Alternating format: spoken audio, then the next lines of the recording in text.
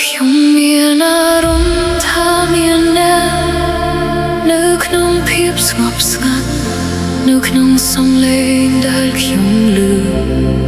នៅចន្ទលុបផ្កាយលើមេ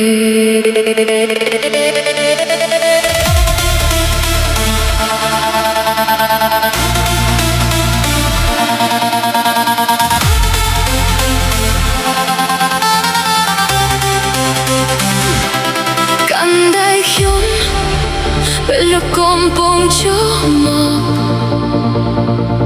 នាំខ្ញុំទៅកន្លែងដែលគ្មានការភ័យខ្លាចខ្ញុំមានអារម្មណ៍ដែលកំពុងហោះឡើងលើបេះ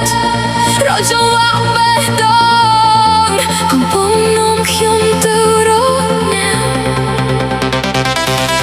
កាន់តែជិតកាន់តែជិតកាន់តែជិត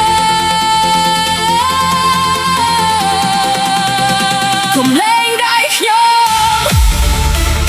កុំលែងដៃខ្ញុំ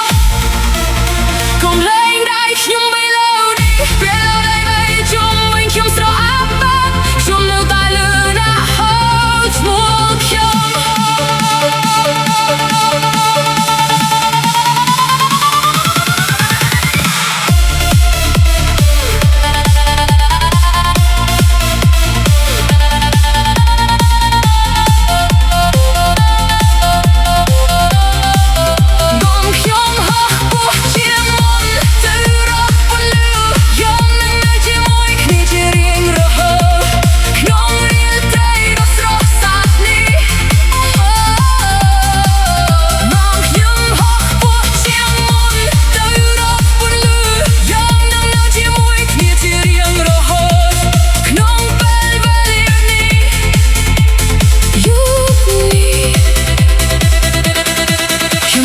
បាត់បង់ខ្លួនឯងក្នុងភាពដងខ្សែរកពន្លឺដូចមួយណាខ្ញុំមិនអាចរកឃើញតែពេលអ្នកចូលមកក្នុងជីវិតខ្ញុំមួយបីក៏ចាប់ខ្ញុំផ្លាស់ប្ដូរ